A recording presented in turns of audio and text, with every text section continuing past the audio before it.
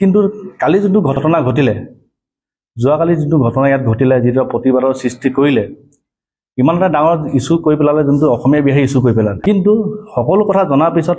এটা নিৰ্দিষ্ট সংগঠন বিলাসী থানা তেওঁলোকে আহি পেলাই ইয়াত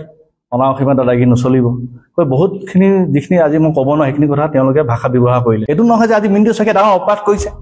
কোনোবা মানুহক তাত মাৰি খাইছে মই তাত কিবা কাৰোবাক মানুহক বেয়া ব্যৱহাৰ কৰিছোঁ নে মোৰ তাত থকা সতি তাত কিবা কৰিলে তেনেকুৱা সেই পেট্ৰল পাম্পত কোনোবা অসমীয়া মানুহে মাৰ খাইছে কোনোবা অসমীয়া মানুহে তাত চাকৰি নাই কৰা তাত যিসকল আছে আমাৰ কৰ্মচাৰী তেওঁলোক অসমীয়া তেওঁলোকে তেল দিয়ে আমাৰ স্থানীয় যুৱক যুৱতী তেওঁলোকতো মই বাহিৰৰ পৰা নাই বিহাৰীটো পৰা নাই কাম কৰিবলৈ যে সেই সংগঠনটো আজি দুলীয়াজনৰ বহুত সংগঠন আছে নাম নাজানিলেও বহুত সংগঠন আছে তেওঁলোকে ডিপুলৈ আহে কথা পাতে কোনোবাই কিবা সহায় বিচাৰে আমি দিওঁ কোনোবাই বোলে আমি যাওঁ তেল 2 লিটাৰ দিওঁ 3 লিটাৰ আমি যে পেট্ৰল ডিপুত কি দিম পেট্ৰল ডিজেলহে দিম আমি টকা পইচা এটা দিব নোৱাৰো নহয় মই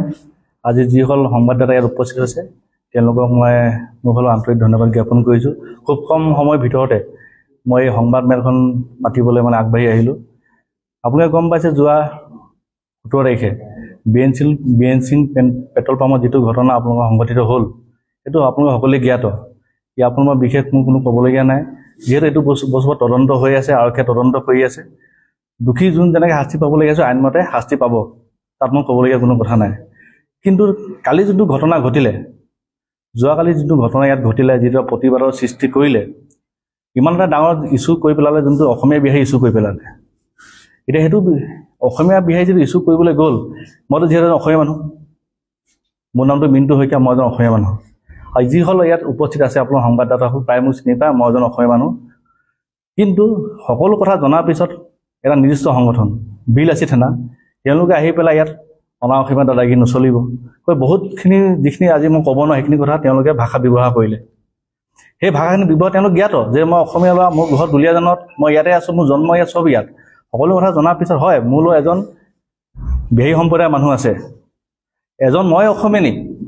যে মই বিহাৰীৰ লগত আজি ব্যৱসায় কৰিছোঁ এইটো বহুত মানুহ ইয়াত জড়িত আছে ব্যৱসায় অনাঅসমীয়া মানুহৰ লগত ব্যৱসায় কৰিছে আজি পেট্ৰল পাম্প হওক বা দোকান পোহা যি ব্যৱসায় নহওক আপোনালোকে ক'ব পাৰিব নি বা কোনোবাই ক'ব পাৰিব যে কোনো এজন অসমীয়া কৈছে কোনো অনাঅসমীয়া মানুহে ইয়াত ব্যৱসায় নাই কৰা বা অসমীয়া মানুহৰ লগত কোনো অসমীয়া মানুহে ব্যৱসায় আজিলৈকে দুলীয়াজানত কৰাই নাই বা অসমত কৰাই নাই এনেকুৱা এটা উদাহৰণ মই ভাবোঁ আজি তাৰিখত নাই কৰিছে অসমীয়া মানুহে ব্যক্তিগতভাৱে ব্যৱসায় কৰিছে অনাঅসমীয়া মানুহে কৰিছে বেলেগ মানুহেও কৰিছে তাত মই ক'বলগীয়া কোনো কথা নাই কিন্তু এটা ভিত্তিহীন কথালৈ কালি যিটো প্ৰতিবাদৰ সৃষ্টি কৰিলে জনমানসৰ জনসাধাৰণৰ আগত যিটো এখন প্ৰতিচ্ছবি দাঙি ধৰিলে তাৰ অৰ্থটো কি আছে এইটো নহয় যে আজি মিণ্টু শইকীয়াই ডাঙৰ অপৰাধ কৰিছে কোনোবা মানুহক তাত মাৰি খাইছে মই তাত কিবা কাৰোবাক মানুহক বেয়া ব্যৱহাৰ কৰিছোঁ নে মোৰ তাত থকা সতি তাত কিবা কৰিলে এনেকুৱা যদি কিবা আছে যদি এনেকুৱা ৰেকৰ্ড আছে কিবা পুৰণা যে তেনেকুৱা সেই পেট্ৰল পাম্পত কোনোবা অসমীয়া মানুহে মাৰ খাইছে কোনোবা অসমীয়া মানুহে তাত চাকৰি নাই কৰা তাত যিসকল আছে আমাৰ কৰ্মচাৰী তেওঁলোক অসমীয়া তেওঁলোকে তেল দিয়ে আমাৰ স্থানীয় যুৱক যুৱতী তেওঁলোকতো মই বাহিৰৰ পৰা নাই বিহাৰীটো পৰা নাই কাম কৰিবলৈ তেওঁলোক ইয়াত জন্ম ইয়াত অসমীয়া ল'ৰা তেনেকুৱা মানুহ থকা এটা পেট্ৰল পাম্পত এনেকুৱা এটা আপোনাৰ কি ক'ম মই পৰিস্থিতি সৃষ্টি কৰিলে যে অনাঅসমীয়া পৰিস্থিতি এটা সেইটো ভাষা ব্যৱহাৰ কৰিলে শব্দ ব্যৱহাৰ কৰিলে তাৰ ওপৰত মোৰ এইটো খুব আছে যে সেই সংগঠনটো আজি দুলীয়াজানত বহুত সংগঠন আছে নাম নাজানিলেও বহুত সংগঠন আছে তেওঁলোকে ডিপুলৈ আহে কথা পাতে কোনোবাই কিবা সহায় বিচাৰে আমি দিওঁ কোনোবাই বোলে আমি যাওঁ তেল 2 লিটাৰ দিওঁ 3 লিটাৰ আমি যে পেট্ৰল ডিপুত কি দিম পেট্ৰল ডিজেলহে দিম আমি টকা পইচা এটা দিব নোৱাৰো নহয় আজি কোনোবাই যদি টকা পইচা বিচাৰিলে আমি দিব পাৰিম নি দিম বোলে কোনোবা দুখীয়া মানুহ বিচাৰিছে 100 টকা দাদা দিয়কচোন কিবা সহায় কৰক আমাৰ অসুবিধা আছে আমি দিম সেইটো নকওঁ যে টকা পইচা নিদিম দিম অকল বিহু মেলা পাতে বোলে আমাৰ আজি ডিজেল নালাগে বহুত দৰৱ আহিছে আমাক চাউলে 10 কেজি দিব আমি দিওঁ পইচা দিব আমি দিওঁ কিন্তু এখন লাখ টকা বাজেট দিছে কোটি টকা বাজেট লৈ আহিব কওকচোন এটা পেট্ৰল ডিপুত কোটি টকা বাজেট লৈ অহাৰ কিমান যুক্তিপূৰ্ণ কথা আজি তাৰিখত এটা অসমীয়া মানুহে যে ডিপু চলাই আছোঁ এটা এখন কোটি টকা বাজেট লৈ বাৰে বাৰে যে আহি কয় যে আমাৰ কি হ'ব আমি কোটি টকাৰ পৰা আমি আজি পেট্ৰল ডিপুত যদি আমি গোটেই পেট্ৰলখিনি বিক্ৰী দিওঁ আমি কোটি টকা নাপাওঁ আমি কেন পাম গোটেই পেট্ৰল ডিপু এক গাড়ী যদি পেট্ৰল আমি বিক্ৰী পেলাই 10-15,000 প্ৰফিট পাওঁ আৰু গোটেই যদি প্ৰফিট নালাগে গোটেই তেলখিনি দিলেও আমাক 6 কোটি টকা নোলায় সেই পৰিপ্ৰেক্ষিতত যেতিয়া আমি ক'লোঁ যে এইটো আমাক কোনো পধ্যেই এইটো গ্ৰহণযোগ্য নহয় যিটো আপোনালোকে আমাক দিছে দিয়ক আমাক এটা সীমিত দিয়ক বোলে তেল 5 লিটাৰ লাগে তেল 10 লিটাৰ লাগে সেইটো আমাক দিয়ক কিন্তু কোটি টকা 6-7 কোটি টকাৰ এখন বাজেট আমাক দিব লাগে নেকি সেইটো বস্তু আমি ক'লোঁ যে কোনো পৰ্যায়তো বস্তু গ্ৰহণযোগ্য নহয়। আগত আপোনালোকে দিছিলে, বেলেগ মালিক আছিলে, বেলেগ কথা, সেইটো চেটত আমি নোসোমাওঁ। কিন্তু আমাক কিয় আপোনালোকে অপৰাধ কৰিছে? এইটো বিষয়ে আমাক কিয় টানিছে? আমিতো এই বিষয়ত কোনো সোমাব নোৱাৰোঁ, নে আমাক বোলে এইটো লাগিবই, আমি কথা পাতিম। কিন্তু আমিতো কথা পাতিবলৈ নিবিচাৰৰ কাৰণে কাইলৈ গোটেই ঘটনা যেতিয়া হ'ল, আপোনালোকে দেখিব আৰম্ভণিৰ পৰা যদি 17 তাৰিখৰ পৰা চায়, যদি 17 তাৰিখৰ পৰা চায়, এখিনি ল'ৰা 20জনীয়া 30জনীয়া এটা দল আহি ডিপুত আক্ৰমণলগীয়া কথাটো কি আছিলে? তেওঁলোকে যে কোনোবাই ডিপুত বেয়া ব্যৱহাৰ কৰিছিলে, নে কোনোবা আমি তেওঁলোকক কিবা কৰিছিলোঁ? তেনেকুৱা একো নাই। ঘপককৈ এডল ল'ৰা আহিলোঁ, তো মাৰপিট কৰি মেলি আমাক আজি এইটো অৱস্থা কৰিলে। মোৰ কথাটো এইটো আছে, এইটো গোটেই এটা মানে মনে সজা এটা ঘটনা আছিলে। এইটো আগৰ পৰা প্লেনিং আছিলে যে ডিপুত আহিবলৈ উৎপাত কৰিব লাগিব। বিলাসী থানাই ইয়াৰ ওপৰত এই ঘটনাৰ ওপৰত বেলেগ এটা আনি দিলে যে অসমীয়া অনা অসমীয়া। কিন্তু তেওঁলোকৰ বিষয়বস্তু আছিলে বেলেগ। তেওঁলোকৰ বিষয়বস্তু আছিলে আমাৰ পৰা কোটি টকাত, কিন্তু কোটি টকা আমি দিব নোৱাৰোঁ বুলি ক'লোঁ। সেইটো লৈ পেলাই, সেইটো অজুহাত লৈ পেলাই কালি পৰিস্থিতি সৃষ্টি কৰিলে। সেই দুজন ব্যক্তি আহে, কোনজন আহে সেইটো নাজানো, খালি কয় এই ফোন নম্বৰত আমাক যোগাযোগ কৰিব লাগে। ৰন্টু পানী ফুকন বুলি আছে। ৰন্টু পানী ফুকন মুখ্য হৈছে বিলাসী থানা, অসম।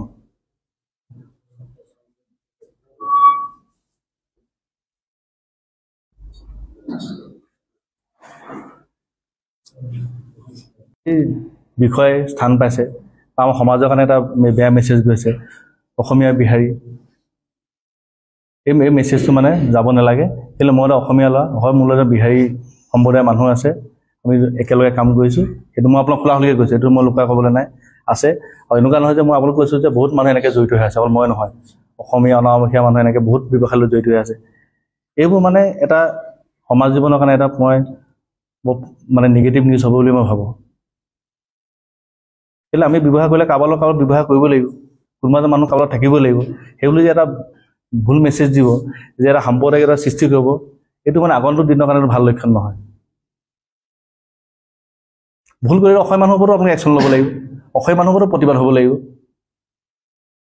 কিন্তু ভুল নকৰাকৈ এইটো বস্তুতে যে জাপি দি আছে অসমীয়া অনা অসমীয়া, এইটো লৈ পেলাই মই কৈছোঁ যে মোৰ মনৰ কথাটো কৈছোঁ যে এইটো বস্তু বন্ধ হ'ব লাগে।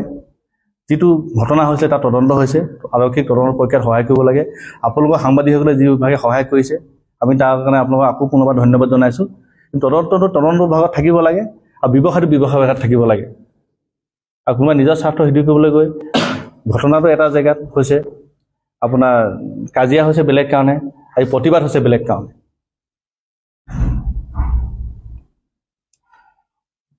অসমীয়া এজনে মানে বেলেগ জাতিৰ লগত ব্যৱসায় কৰিলে বদন হ'ব নোৱাৰে বুলি সেইটো এটা মানে আমি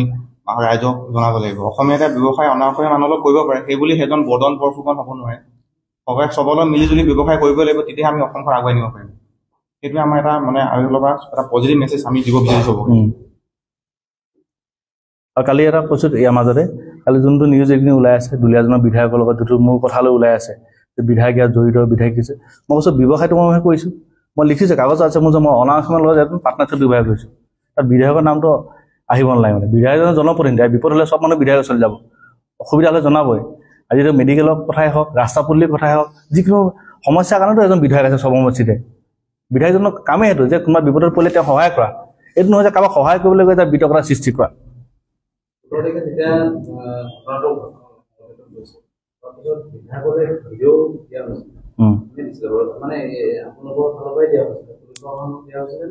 নাই, এই যেতিয়া ভিডিঅ'টো ওলাইছিলে, ভিডিঅ'টো আজি চবৰে হাতে হাতে আছে। কোনে যেনেকৈ পাইছে ফৰৱাৰ্ড কৰিছে, বিধায়কৰ তাৰ স্পষ্টিক মানে তেওঁ কৈছে যে কেনেকৈ ভিডিঅ' আহিলে কি আছে, সেইটো বিধায়কে তেওঁৰ ফালৰ পৰা তেওঁ কৈছে, সেইটোৰ ওপৰত মই ক'বলৈ নাই।